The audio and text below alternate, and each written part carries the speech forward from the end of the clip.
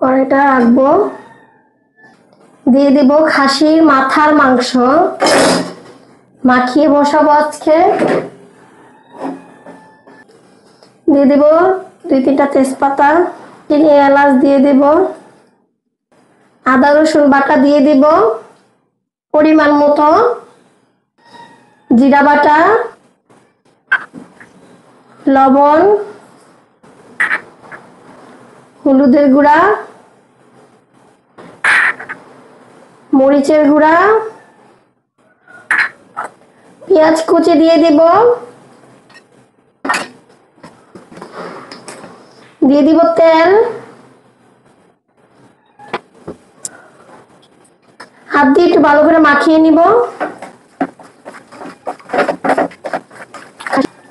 মশলা ভালো করে মাখিয়ে দিয়ে নিলাম, হাতটা দিয়ে হালকা একটু পানি দিয়ে দিব।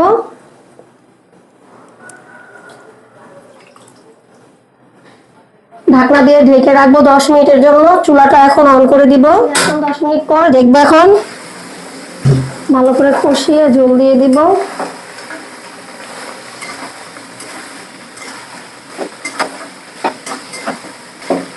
শুধু কষা করবো, মাথার মাংস কষা, খাসির মাথার মাংস কষা। কষাটা খেতে ভালো লাগে, এর সাথে আলু টালু দিলে ভালো লাগে না।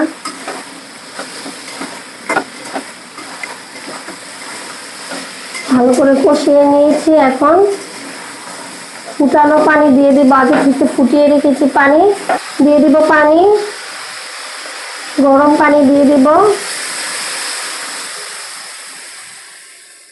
তাহলে মাংসটা একটু তাড়াতাড়ি সিদ্ধ হবে। দিয়ে ভালো করে একটু নেড়ে ছেড়ে দেব। দেখুন গরম পানি দিয়েছি দেখে কিভাবে বলক উঠে গেছে।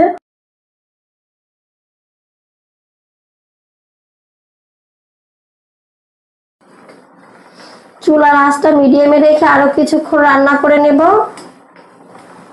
খাসির মাথার মাংস।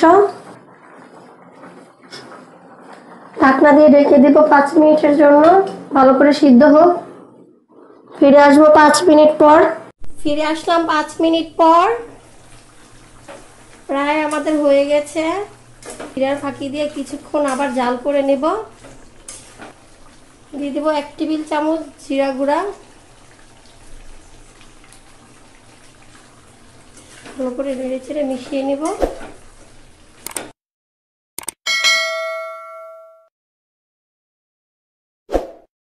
খাসির মাথার মাংস রান্না দেখবেন আপনারা এইভাবে রান্না করে খেয়ে কিরকম লাগে। কমপ্লিট আমাদের মাংস রান্না। চুলা অফ করে দেব।